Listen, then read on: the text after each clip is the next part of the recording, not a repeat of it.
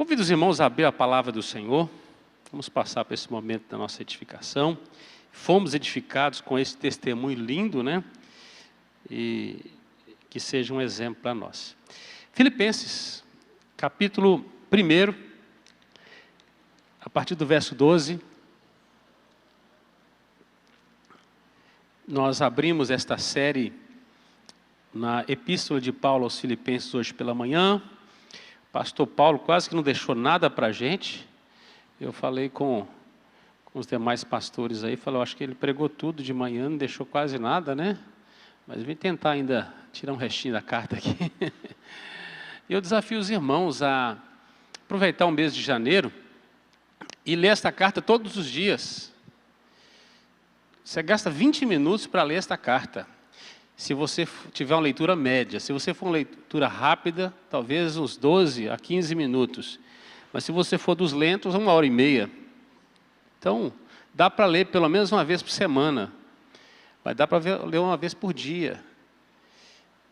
Faça um compromisso de leitura da palavra diária para a sua edificação, para o seu crescimento, em nome de Jesus. Eu não vou ficar passando roteiro de leitura, mas tem aí. Nós estamos meditando essa carta, quem sabe você fazer um compromisso. Tem alguns irmãos que fizeram votos na virada aí, que vão ler toda a Bíblia durante esse ano, que Deus te dê perseverança, resiliência, compromisso, e que você tenha experiências lindas durante a sua leitura da palavra, que Deus fale ao seu coração. Tem outros que fizeram compromisso de ler em 6 meses, tem alguns até menos.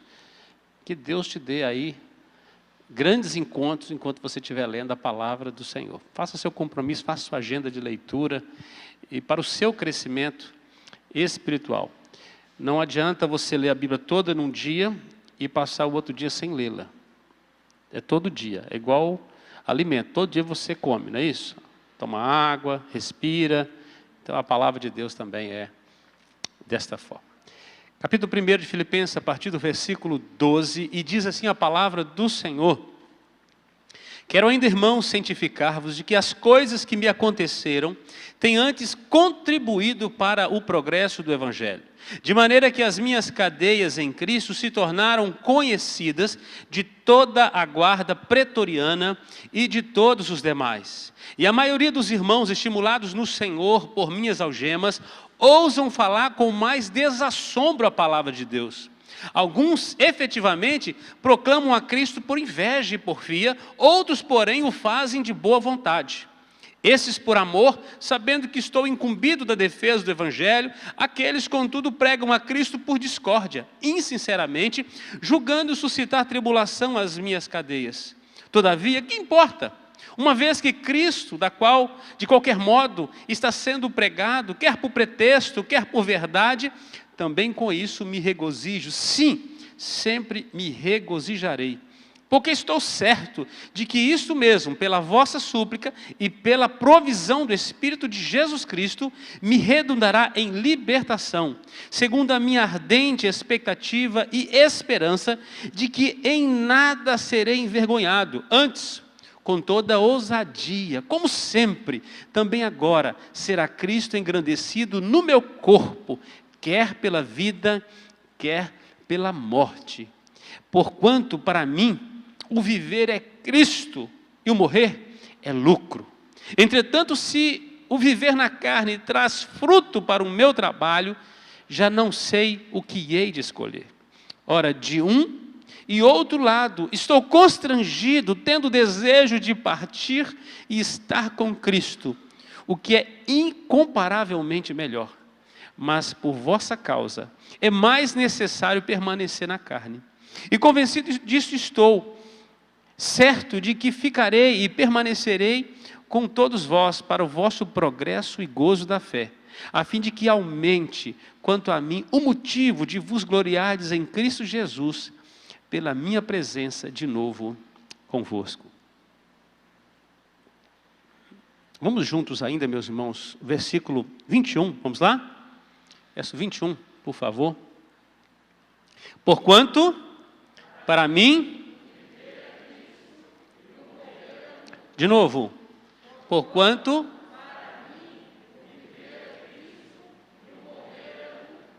Pai de amor, nós lemos Tua palavra, já recebemos aqui oração para que o Teu Espírito fale conosco.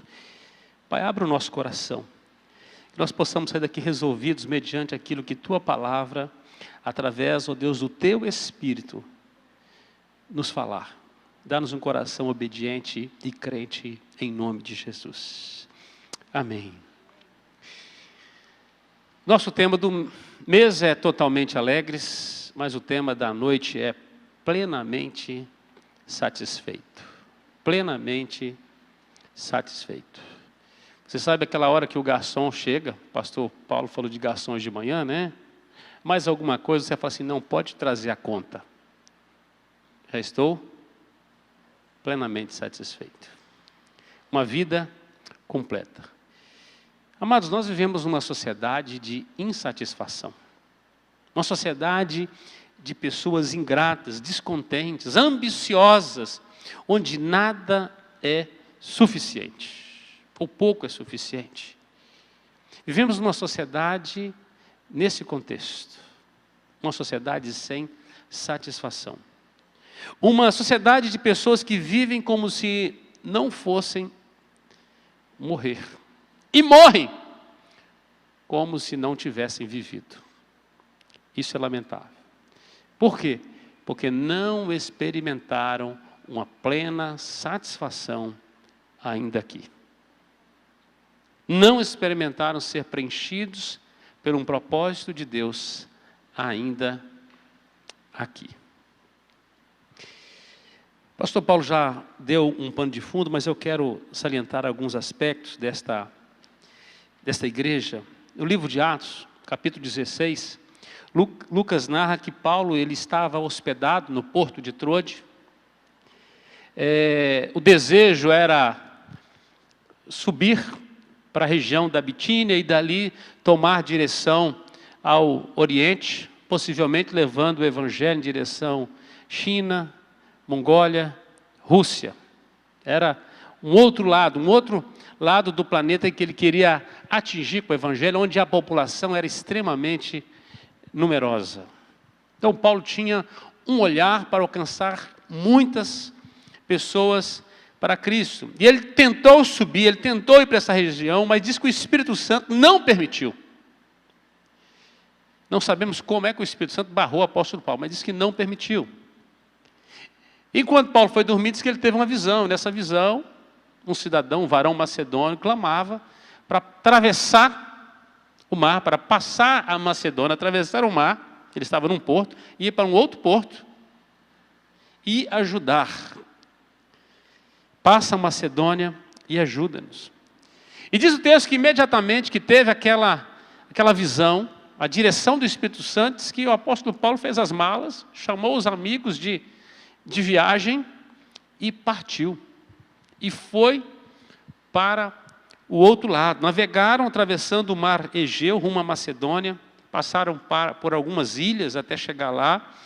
Então chegaram na Macedônia, do porto se dirigiram para uma cidade chamada Filipos, que era colônia romana.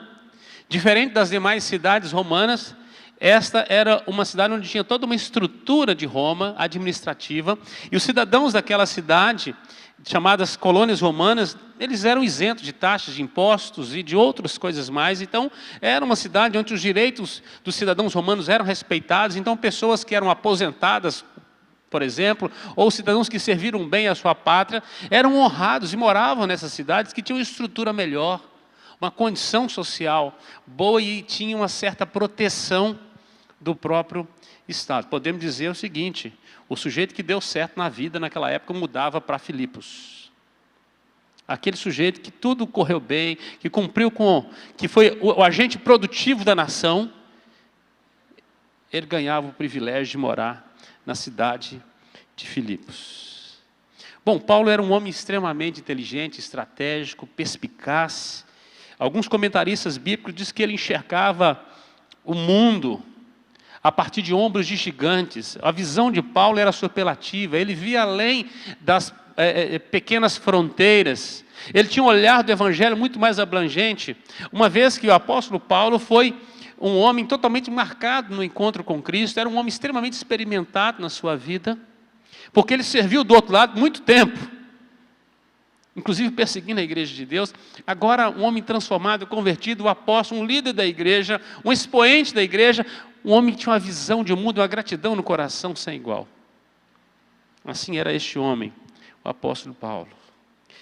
Para Paulo não adiantava ir para cidades pequenas, pequenos vilarejos, onde não eram rotas comerciais, onde as conexões eram imperfeitas. Ele queria o lugar que tivesse grande fluxo de pessoas, grande densidade de relações.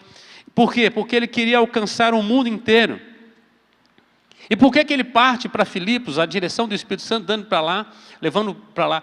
Porque a cidade de Filipos era a maior conexão entre a Europa e a Ásia.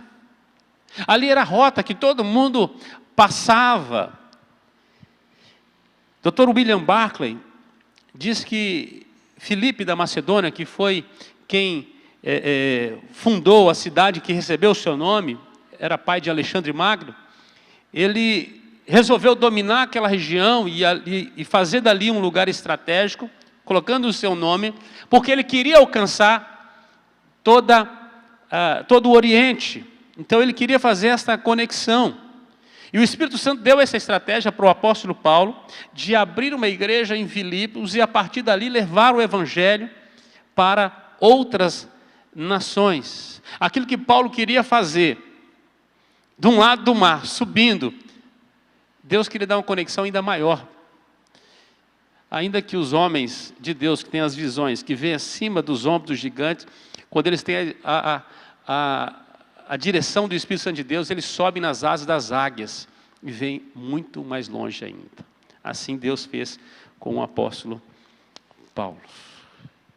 Bom, essa igreja nasceu depois que Paulo e seus companheiros, assim que eles chegam na cidade, eles têm 3 encontros. Primeiro, encontro com uma mulher, eles vão para um lugar de oração, e diz que ali algumas mulheres estavam reunidas, e Deus abriu o coração de Lídia para ouvir a palavra do Senhor. Lídia era uma asiática, ela era da cidade de Tiatira, era uma mulher da classe alta, vendedora de púrpura, ela era uma mulher significativamente rica, então era de uma sociedade privilegiada, ela era uma asiática. Também diz no capítulo 16 que o segundo encontro foi com uma jovem, possessa de um espírito adivinhador, que dava lucro aos seus senhores, e essa mulher era grega, ela era escrava, ela valia menos do que um animal, ela era apenas uma moeda de troca, ela era representante da sociedade mais baixa, da pobreza, da indignidade. Mas diz que teve um terceiro encontro, que foi o carcereiro, que era um representante do Estado, era da classe média, assalariada. Esses 3 encontros mostram a universalidade do Evangelho. Ambos tiveram encontros com o apóstolo, ambos foram libertos dos seus pecados, ambos foram salvos em Cristo Jesus, com suas famílias, representando aí 3 áreas importantes: um cidadão romano, representando a Europa, um asiático e um grego. Conexões de mundos estavam dentro daquela igreja. Aquela igreja, ela tinha um protótipo de conexão com as nações, e ela estava na ponte de conexão para o velho mundo, Ásia. E agora essa igreja que que se tornou grande expoente para o Evangelho, trouxe muitas alegrias ao apóstolo Paulo. E quando você lê, não somente na própria carta, mas quando você lê, por exemplo, segunda carta de Paulo aos Coríntios, ele fala sobre os crentes da Macedônia, que se envolveram nessa região.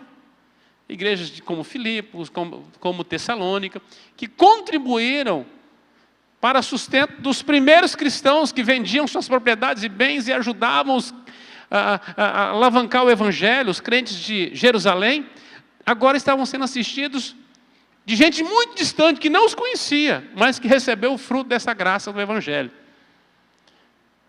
Lança teu pão sobre as águas, depois de 7 dias tu acharás. Aquele que semeia com abundância também ceifará. Quem sai andando e chorando enquanto semeia, voltará com júbilo trazendo seus feixes. Olha o cuidado de Deus, como as coisas acontecem, né? Anos mais tarde, aquela igreja era assistida por igrejas como essa, dos Filipenses, que era uma cidade com boa provisão nesse contexto.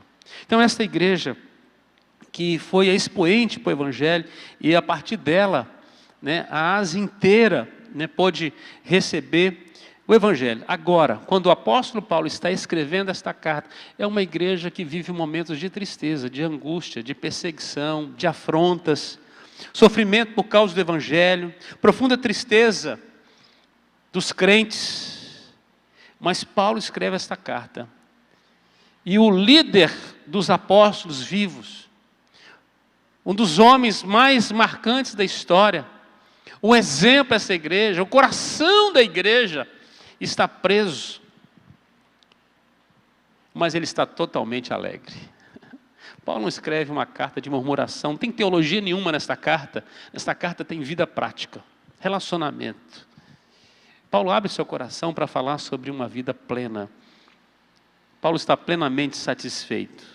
Paulo está escrevendo esta carta, chamada de carta de alegria, refletindo o que é ter uma vida superlativa em Cristo. O que é ter uma vida plena em Cristo? Os paradigmas do mundo são diferentes do reino de Deus. O mundo coloca seu olhar sempre nas circunstâncias. Tanto é que as circunstâncias dos nossos dias amedrontou o mundo inteiro. Quem é que está firme nesse período? Só quem tem Jesus no coração, quem está plenamente satisfeito em Deus. Os demais estão desesperados, não sabem o que fazer. Estão atrás de uma vacina, uma guerra, né, uma competição de laboratórios, de países para criar. Quem tiver as melhores vacinas vai dominar o mundo. Pode pedir o que quiser, o povo está pagando. Vai expoliar as nações, a gente sabe disso. Afinal de contas, quando o mamon entra, o amor esfria. Quando o dinheiro entra, o amor esfria. Nós sabemos disso. Nós não somos bons. Nós lemos jornais e lemos a palavra de Deus. E aí, se você não lê jornal, mas se você lê a palavra de Deus, você já está satisfeito. Mas se você lê as duas coisas, você vai ver que Deus tem razão sempre.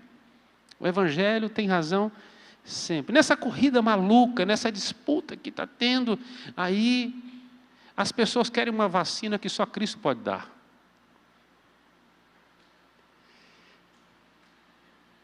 Porque uma vacina que pode garantir a vida por uns anos, não é aquela que pode gerar eternidade no seu coração e plena satisfação em Deus, aqui e lá. É tudo que a gente precisa. É tudo que a gente precisa.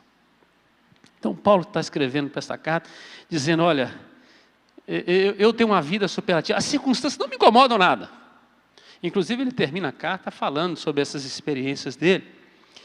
Paulo está escrevendo aos Filipenses com o propósito de trazer aqui encorajamento, engajamento no Evangelho. Paulo está preso, mas a palavra de Deus está livre. E o Espírito Santo, com poder, conduz a palavra de Deus para fortalecer a alma dos crentes. Nos períodos mais difíceis da história, foi a palavra de Deus, em prisões, em porões, em circunstâncias mais adversas, que encorajou o povo de Deus, fortaleceu a igreja de Deus. Na década de 60, a igreja da Etiópia foi varrida, uma forte perseguição, queimaram os templos, mataram muitos cristãos, prenderam todos os pastores da nação. E a partir das prisões, eles começaram a pregar os maiores sermões que aquela nação já ouviu, através de cartas, como Paulo escreveu, encorajando os irmãos a permanecer em Cristo, a testemunhar em Cristo, a sofrer por Cristo. E Deus derramou na nação etíope um avivamento. Mas os pastores estavam presos, mas a palavra de Deus estava livres. O problema é quando nós estamos livres e a palavra está presa. Nós que somos a carta que o mundo precisa ler, não abrimos a nossa boca e não testemunhamos aquilo que Ele nos chamou para viver. Então esse texto nos apresenta aqui um apóstolo, um crente feliz com o progresso do Evangelho. Qual que é o motivo da felicidade do apóstolo Paulo? Em primeiro lugar, Paulo é um crente feliz porque seus sofrimentos, suas lutas, suas cadeias abrem portas para o Evangelho, não fecham portas para o Evangelho. Tudo que está acontecendo contribui para o Evangelho. O apóstolo Paulo falou assim, olha, afinal de contas, a vitória é de Cristo. Eu fico satisfeito. Acompanhe comigo, a partir do versículo 12 até o versículo 14. Versículo 12, o apóstolo diz assim, quero, irmãos, cientificar, ou dar ciência, dar conhecimento a vocês, de que as coisas que me aconteceram, quais? Naufrágios, vários, nós pregamos esses textos, expondo o ano passado, no livro de Atos, naufrágios, perseguição, foi preso em Cesareia, foi conduzido, ficou naquela ilha de Malta depois do naufrágio, chega em Roma, prisão, essas coisas, sofrimentos, os açoites que ele passou, inclusive ele sofreu deles em Filipos, quando esteve preso em Filipos. Essas coisas que me aconteceram têm antes contribuído para o progresso do Evangelho. Olha como o apóstolo Paulo começa essa porção. Está preso por causa da pregação do Evangelho, está preso por causa da injúria da cruz, mas ao invés de estar reclamando, murmurando, lamentando as suas circunstâncias, ele revela a sabedoria e a bondade de Deus nos seus sofrimentos. Ele consegue ver o melhor do dia, apesar dos males, apesar das dores, das angústias. A prisão não impediu, não paralisou o avanço do Evangelho. Pelo contrário, Paulo diz que o seu sofrimento está contribuindo para o progresso do Evangelho. Já começo te perguntando, meu irmão, o que você tem passado na sua vida tem contribuído para o progresso do Evangelho? Ou você conseguiu só olhar para o seu umbigo até hoje? Você só consegue ver o espelho. Você não consegue ver o que Deus está fazendo. Vivemos numa sociedade acomodada, é uma sociedade que quer prazer, a qualquer preço, rápido. Qualquer coisa diferente disso traz insatisfação, ingratidão.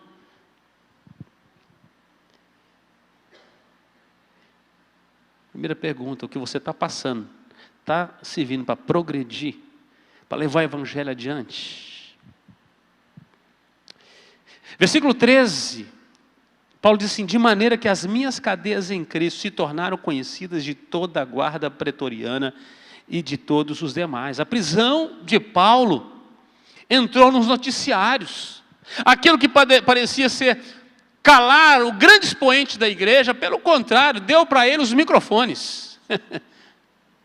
Deus foi visibilidade ao Evangelho. Por quê? Porque agora quem está comentando sobre o Evangelho, quem está conhecendo o Evangelho, não é o ralé, não é o povão, é as grandes autoridades. São as guardas, é a Polícia Federal de Roma, é a guarda pretoriana, a guarda do imperador.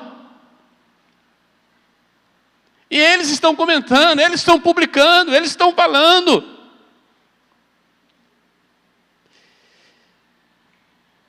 A própria guarda ser impactada pela vida do apóstolo, que dá testemunho, aproveitando o seu sofrimento. Já que nós estamos nesse barco, eu vou aproveitar. Já que eu peguei esse Uber, vou ter que passar 10 minutos com esse motorista. Jesus na veia. Amados, nós entramos em muitas viagens, e o que a gente faz é reclamar, a gente não fala da boa notícia.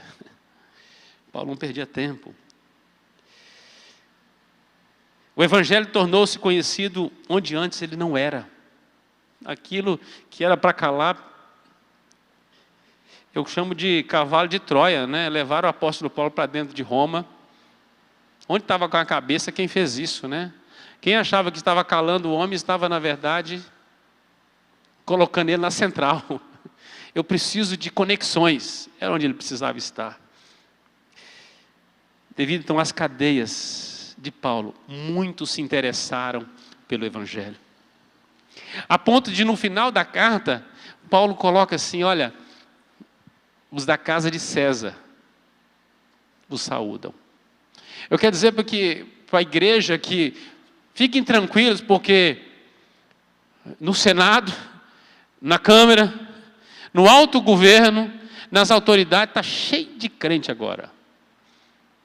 Porque o vírus do Evangelho está contagiando. Me levaram, me trancaram, e cada soldado que passa 24 horas algemado comigo, sai contagiado. E eu quero dizer que não tem vacina para isso. O Evangelho é o poder de Deus. Verso 14. A maioria dos irmãos, estimulados no Senhor por minhas algemas, ousam falar com mais desassombro a palavra de Deus. O sofrimento do apóstolo não trouxe para os irmãos medo, pavor, desejo de se esconder. Pelo contrário, o exemplo trouxe encorajamento a proclamarem. E o texto, Paulo usa um termo aqui: ousam falar com mais desassombro, sem medo, corajosamente, destemidamente, poderosamente. Aquilo que era para calar, fez a igreja pregar ainda mais. Paulo está encorajando a igreja. Gente, não me calaram não. Eu estou plenamente satisfeito, porque eu estou cumprindo meu ministério com tudo que está passando. E em vez de desanimar, de acovardar, de amedrontar os demais irmãos, o sofrimento de Paulo trouxe encorajamento no testemunho de Cristo. Então essa é a primeira lição. O sofrimento de Paulo abre portas para o Evangelho. Isso para ele traz alegria no seu coração. Se o que eu estou passando glorifica a Deus, eu estou feliz com isso. A Bíblia fala que a gente não pode sofrer como bandido, como marginais, como gente desonesta, injusta. Mas se for sofrer pelo Evangelho, fique feliz por isso. Em segundo lugar, Paulo é um crente feliz porque o mais importante é que o Evangelho está sendo pregado. Isso é o mais importante. Você sabe quando a gente está dando importância para um tanto de coisa que não tem importância no reino de Deus? Quando a gente está valorizando os não essenciais, os supérfluos, os banais, os inúteis, e perdemos a essência. Quando estamos fazendo igual Marta, nós queremos cuidar de tudo, mas perdemos a comunhão com Cristo, perdemos o melhor da presença dEle. Paulo está dizendo: olha gente, o mais importante disso tudo, eu estou feliz que o mais importante é que o Evangelho está sendo pregado. E aí entra o contexto. Olha o que diz o texto, versículo 15, diz o seguinte: ó, alguns efetivamente proclamam a Cristo por inveja e por fia, outros porém o fazem de boa vontade. Tinha gente que estava pregando o Evangelho naquela época, não porque tinha um coração transformado, é porque entraram no espírito de competição. Bom, no final dessas contas, Paulo vai tratar. Então ele usa os termos aqui no versículo 15, alguns. Havia gente que estava pregando o Evangelho com a motivação errada. É possível, pastor? É sim. Tem muita gente, muitas pedras clamando, muita gente pregando o Evangelho com a motivação errada. Tem gente pregando o Evangelho por avareza, em busca de lucrar com o Evangelho. E nos nossos dias nós encontramos assim de igrejas e de gente que querem lucrar com o Evangelho, que fez do Evangelho um comércio.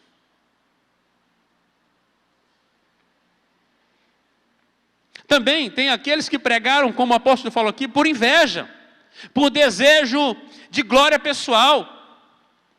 Uma vez que não aceitavam o sucesso do apóstolo Paulo, caramba, trancaram o cara e ele continua tendo sucesso, agora é que está mais ainda. Ele está igual massa de pão, mais bate, mais cresce.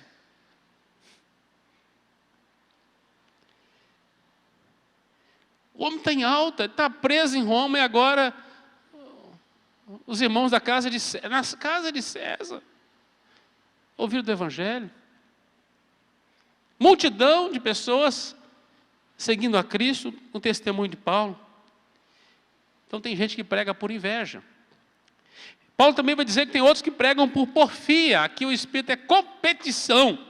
Querem competir com o apóstolo e com isso intensificaram a proclamação. Ah, não pode ser não, aquele povo lá já estão com 100, nós temos que fazer 200. Vocês vão lembrar de um contexto quando os discípulos de João chegam para João morrendo de ciúme, porque os discípulos de Jesus estão batizando mais do que a gente. E aí João Batista fala assim, olha, importa que ele cresça, que eu diminua, né? Competição. Está cheio de denominação competindo. Não faz por amor a Cristo, não faz espontaneamente com alegria, entra na competição. Paulo está dizendo, alguns efetivamente proclamam a Cristo por inveja e porfia. Mas aí ele usa outro termo, outros. Havia gente fazia de boa vontade, havia gente que fazia com satisfação, havia gente que fazia espontaneamente e com a motivação correta. E tem gente que é assim. Então há dois contextos, aquele que que prega o evangelho, com a motivação errada. Às vezes um evangelho muito cacareco, ênfase totalmente no homem, totalmente materialista, teologia furada, mas no finalzinho tem Cristo lá. E muita gente se converte. Depois, essas pessoas que recebem a Cristo lá começam a procurar lugares onde a palavra de Deus é explicada, aplicada e vivida. Onde o evangelho de fato é pregado com a motivação correta. Mas acabam vindo para o evangelho porque ouviram alguém que pregou com a motivação errada. Não importa, chegou. Alguns passam pela classe do presbítero Cleiton aqui, né, Cleiton? Cheio de confusões teológicas, cheio de fardos na sua vida, que receberam de um evangelicalismo totalmente cheio de patuás, né? Cheio de misturas. Aí passa por uma expurgação lá e louvado seja Deus, né? Muitos são assim. Aí no versículo 16 ele usa um outro termo. Então olha, primeiro alguns, depois outros. Agora ele usa estes. Estes que fazem de boa vontade, com satisfação, com alegria, espontaneamente, que fazem por amor. A motivação mais sublime deles é o amor, e pregam o evangelho por amor a Cristo. E aí entra o aspecto da obediência. Por que eu prego o evangelho? Porque sobre mim pesa essa obrigação, mas eu não faço por obrigação, eu faço por amor. Eu prego por amor. Por amor a quem? Por amor a Cristo. Paulo está usando a expressão. E por amor ao próximo, eu prego também por compaixão. Então nós pregamos por amor e compaixão, amor a Cristo e compaixão dos perdidos. Nós precisamos orar por isso. Como assim, pastor? É exatamente os dois grandes mandamentos, amar a Deus sobre todas as coisas e amar o próximo como a si mesmo. Você não quer que o próximo vá para o inferno, então você prega o evangelho por compaixão, porque você ama a Cristo incondicionalmente. Por isso você prega o evangelho. E Paulo explica que é dessa forma que ele estava incumbido, designado, ordenado de fazer a defesa do evangelho, para que o evangelho fosse pregado assim. Assim. Contudo, verso 17, aqueles, contudo, aí ele volta lá naqueles alguns, que eram os que pregavam por porfia, por contenda, pregam a Cristo por discórdia, insinceramente, ou seja, de maneira falsa mesmo, julgando suscitar tribulação às minhas cadeias. Paulo destaca aqueles que pregavam com a motivação errada, que o caráter daqueles que pregavam isso, faziam isso por inveja, por contenda, que o objetivo deles era acrescentar aflição às suas cadeias. Essas pessoas, elas eram miseráveis. Estavam na miséria do Evangelho, não na riqueza do Evangelho. Mas não importa. Olha como o apóstolo responde no versículo 18. Todavia, que importa? Afinal de contas, quem tentou trazer tristeza porque fizeram isso, ou fazem assim, acabaram cumprindo qual que era o propósito principal, que era a pregação do Evangelho. É o que pode trazer a plena satisfação. Ou seja, com a motivação errada ou correta, Paulo estava feliz, pois o mais importante era que o Evangelho estava sendo pregado. Isso era mais importante, isso trazia alegria para o apóstolo. Ele sentia-se confortável em meio a toda a situação. Porque apesar dos transtornos que eram causados, o final era bom. E aí eu resumo essa primeira parte com a pergunta: qual a recompensa? Qual a recompensa de se pregar o Evangelho pela motivação errada ou de se pregar o Evangelho pela motivação correta? É que se você prega o Evangelho pela motivação errada, você receberá somente a aprovação dos homens aqui. É toda a parte que você vai receber. E tem gente que é aprovada aqui, recebe até diploma. Tudo que ele tem é o aplauso dos homens. Mas se você prega o Evangelho com a motivação correta, que é o amor por Cristo e compaixão pelo perdido, você tem a aprovação do Senhor e o galardão eterno nos céus. Então Paulo quer aguçar a nossa consciência de que essa é a alegria, o mais importante que seja pregado.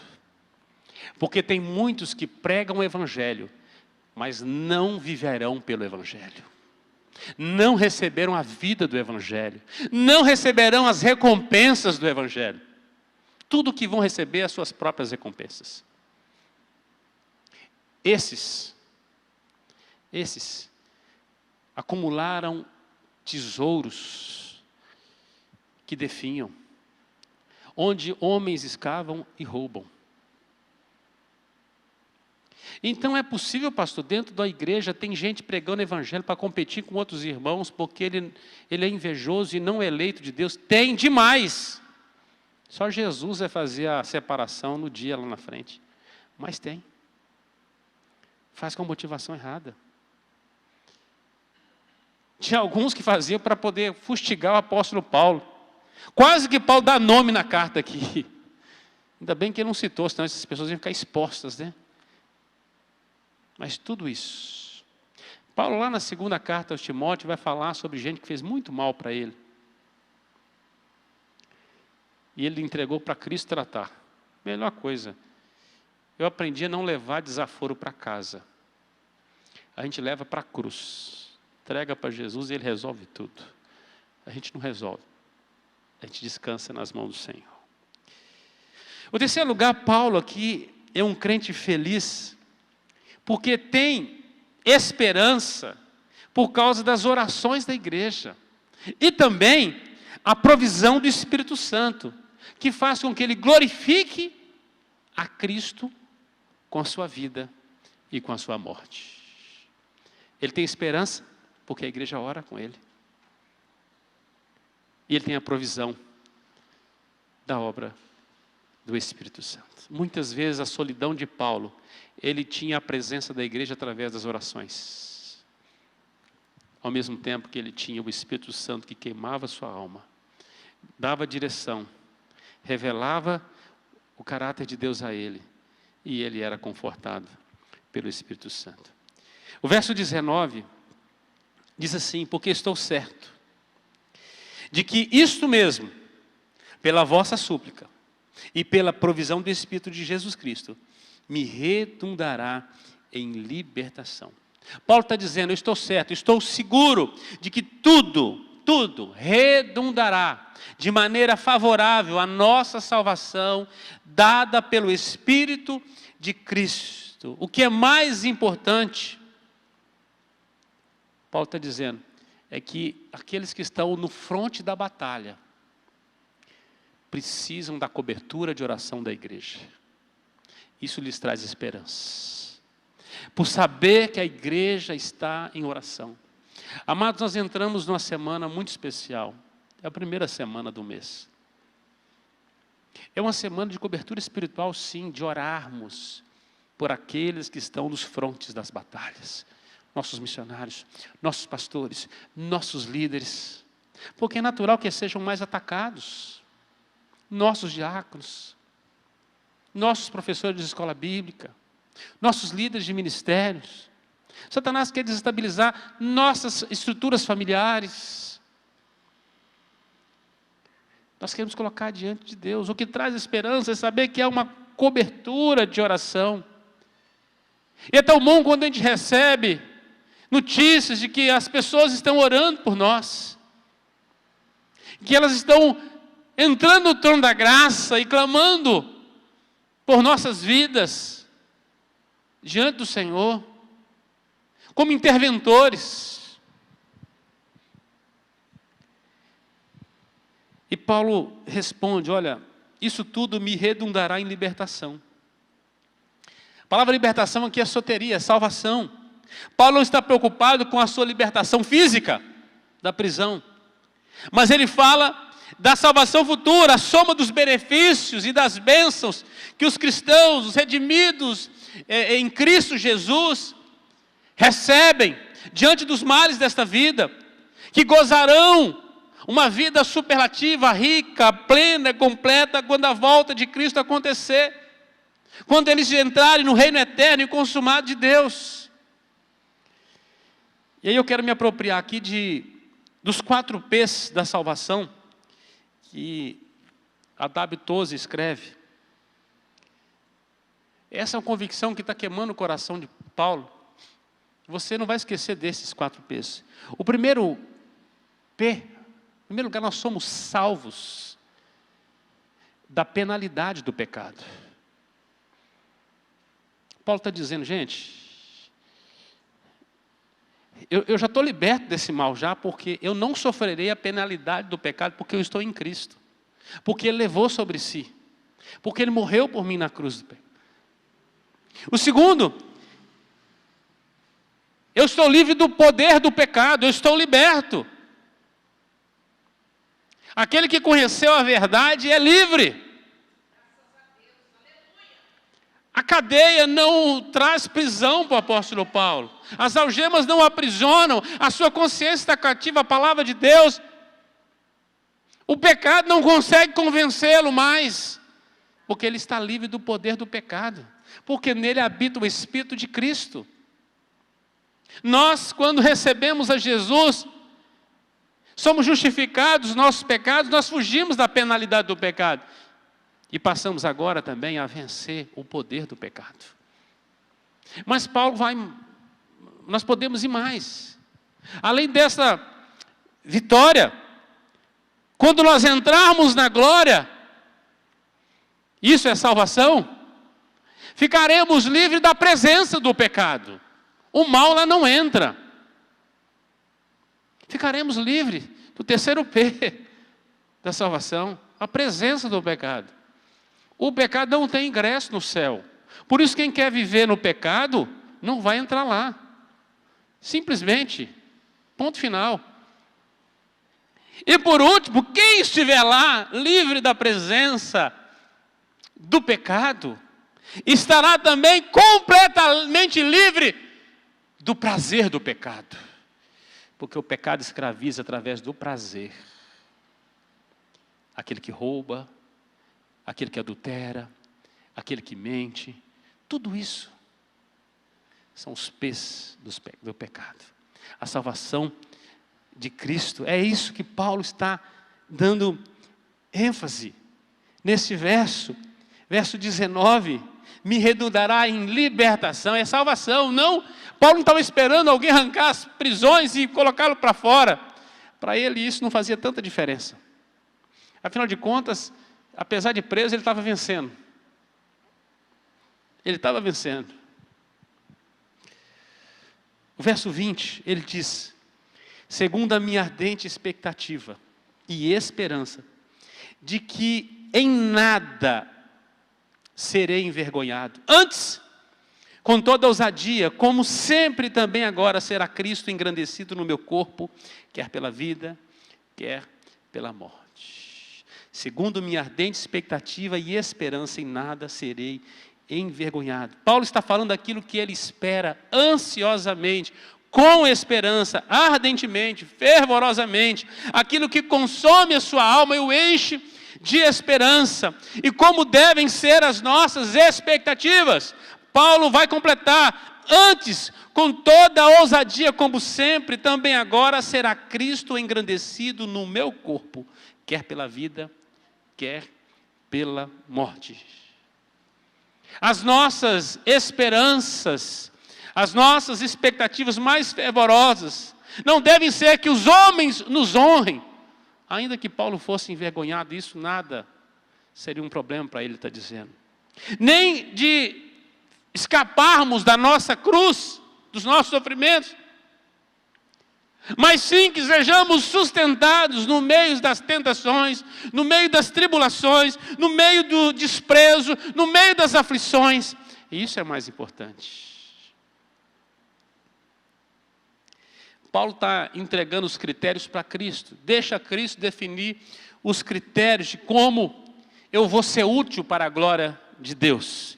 Quer pela vida, quer pela morte. Paulo está dizendo para a igreja: gente, vocês estão preocupados comigo? Fiquem felizes. Fiquem plenamente satisfeitos. Eu estou satisfeitíssimo em Deus. Eu estou completamente satisfeito, plenamente satisfeito. Porque de todas as formas eu venço. Todas as formas eu estou ganhando.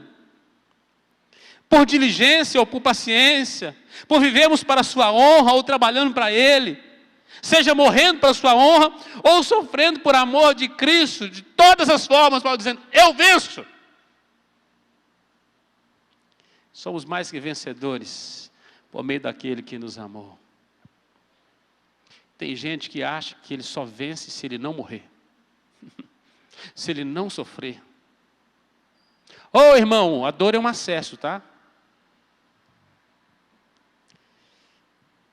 E por fim, quarto lugar, do verso 21 a 26, Paulo é um homem, é um crente feliz, porque vive para Jesus, vive com Jesus, e será vitorioso, quer na vida, quer na morte. Quer na vida, quer na morte. O verso 21, porque para mim, o viver é Cristo, e o morrer é lucro. A morte é uma grande perda para um homem carnal, porque todas as bênçãos do homem carnal são terrenas.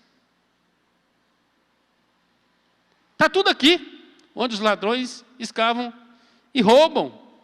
Todas as suas esperanças estão aqui. Ele é um homem terreno. Tudo que ele tem está aqui. Se são os seus familiares, se são os seus recursos materiais, se é a sua saúde. É tudo que ele tem. E tudo que ele tem guardado, ele guardou na transitoriedade da vida, na brevidade da vida, na superficialidade da vida. Amado, se você está vivendo assim, a sua vida é uma vida sem propósito, inútil, triste. Porém, para o crente verdadeiro,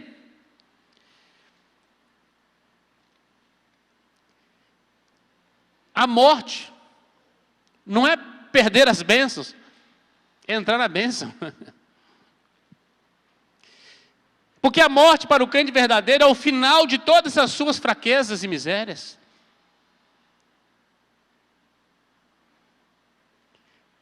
A morte para o crente é o final de todas as suas fraquezas e misérias.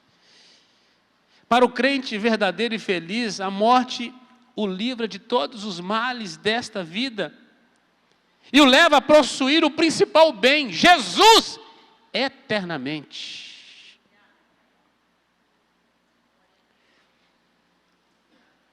Por isso, se eu vivo aqui, Paulo está dizendo, olha, se eu vivo para Ele.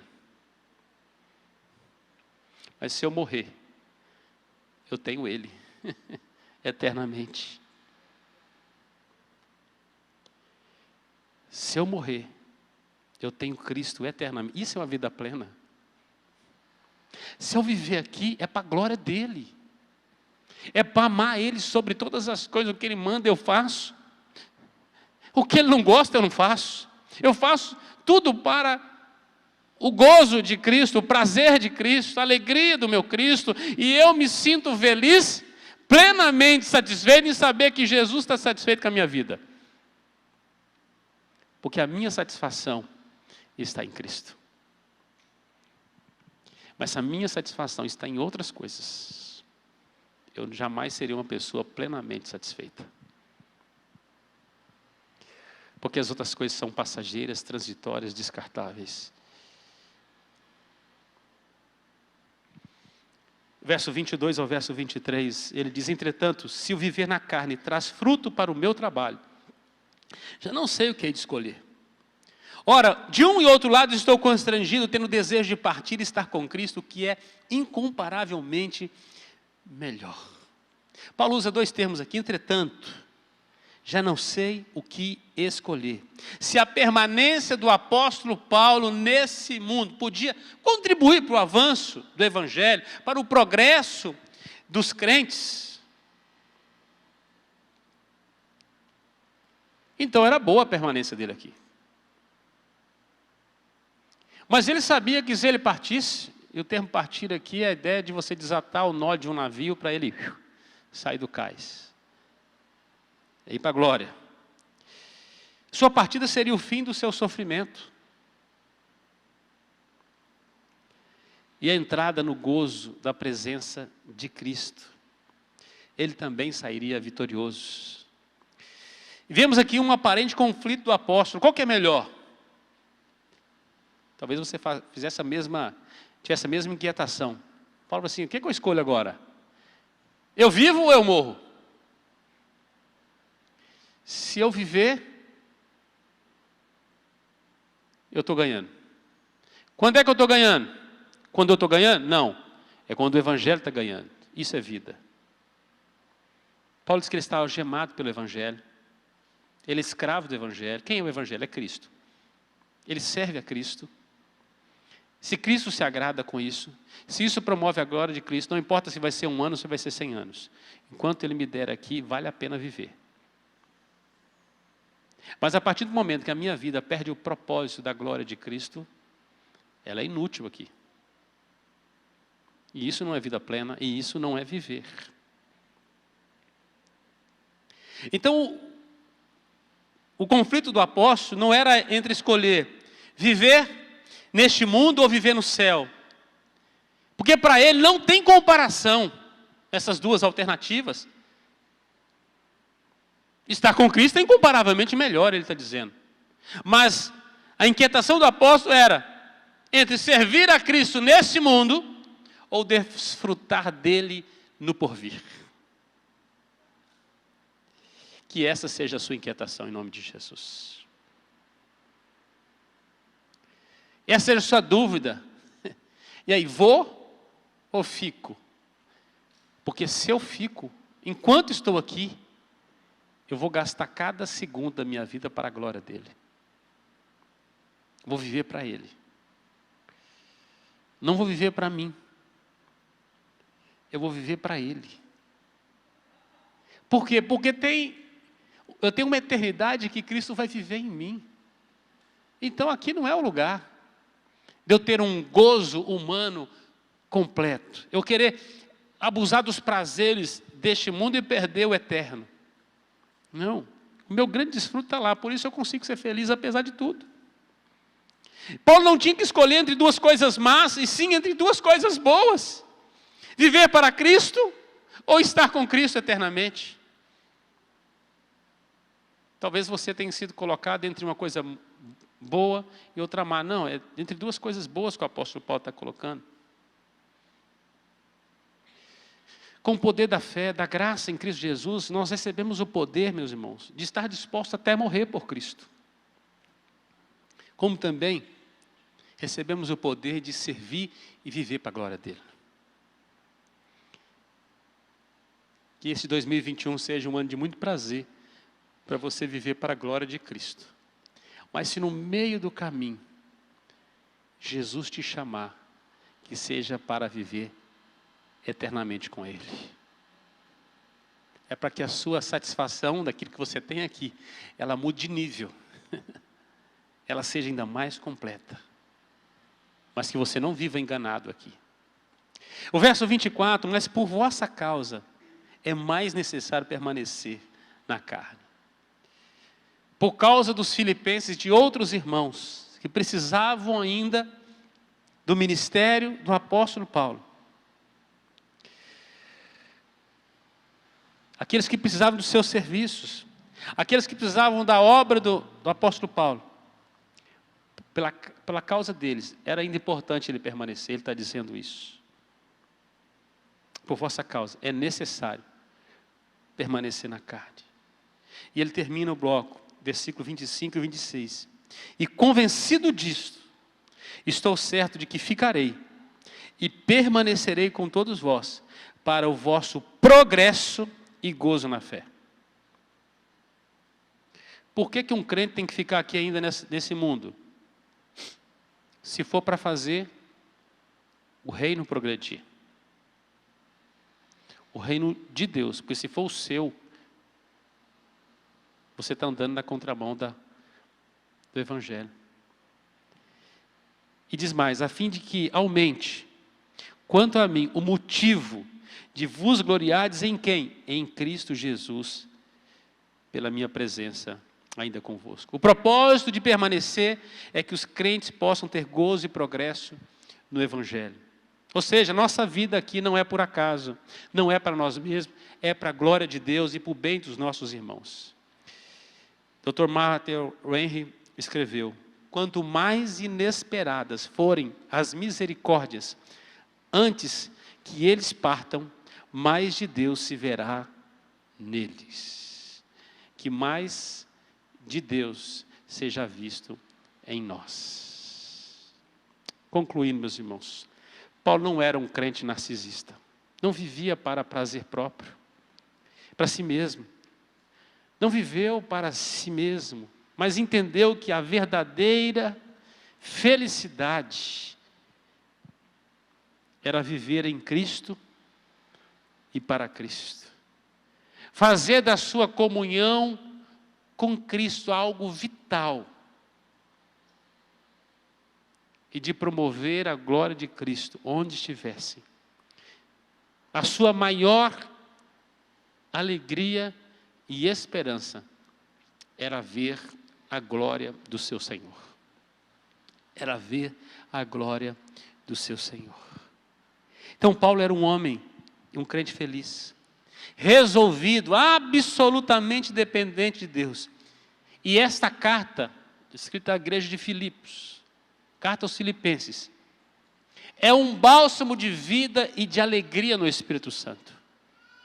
De um homem plenamente satisfeito. Meu irmão, você precisa ler essa carta muitas vezes, para as verdades entrando na sua alma. Eu acho que é o melhor livro de autoajuda que nós temos hoje, viu? E quando eu digo de autoajuda, porque veio do céu, do alto. E vai te ajudar mesmo. O propósito de nós expormos esta carta no primeiro mês do ano é este. Fizemos debaixo de oração, equipe pastoral, pedindo direção do Senhor. É para que você entenda o que é ser plenamente satisfeito e feliz. Vamos orar por isso, meus irmãos?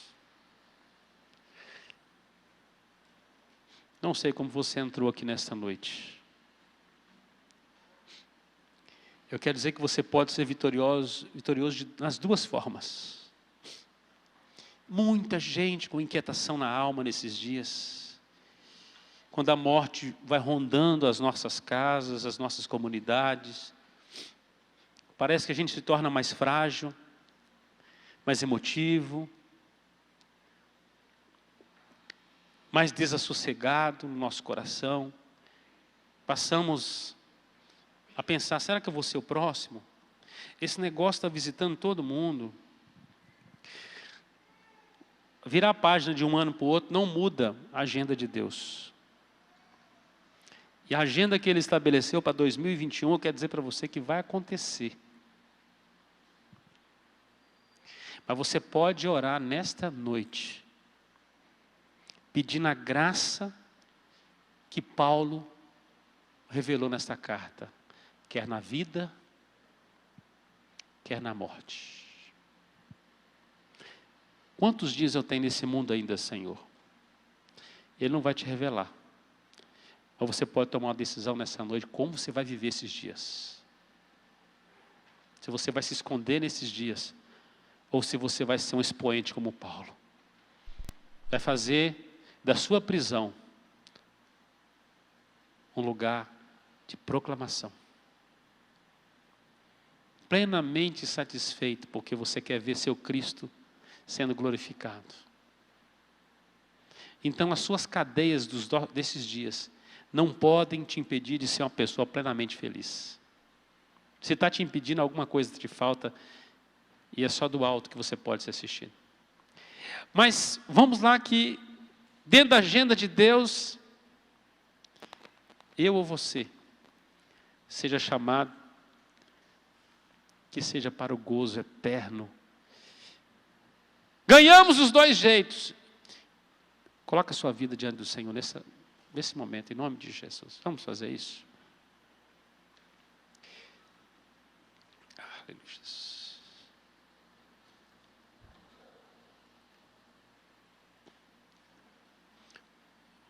Oh Pai, nós recebemos a Tua palavra. Ela não volta vazia. Ela é a espada do Espírito, ó Deus. E quando nós abrimos a Tua palavra,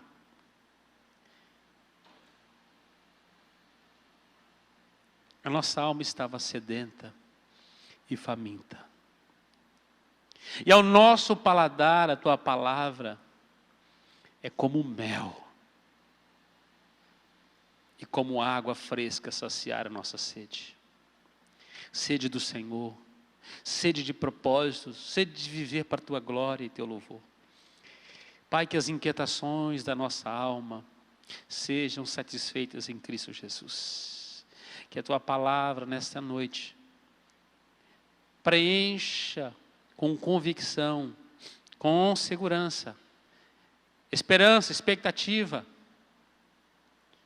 cada área onde há trevas na nossa vida, que a Tua palavra seja lâmpada. Que ela, ó Deus, venha trazer luz, venha trazer norte, em nome de Jesus, como bússola do Espírito, ó Pai. Direção clara, como alimento nos sustenta. Ó Deus, em nome de Jesus, para decidirmos e vivemos uma vida plenamente satisfeito no Senhor. Quando nós olhamos para a vida do apóstolo Paulo, nós vemos um homem totalmente seu, totalmente do Senhor, que vivia para a glória do Senhor e morreu para a Tua glória e entrou no gozo eterno, Pai. Deus, quer na vida, quer na morte, 2021, queremos viver plenamente satisfeitos. Clamamos por isso. Dá-nos a plena satisfação, ó Pai, em Cristo Jesus.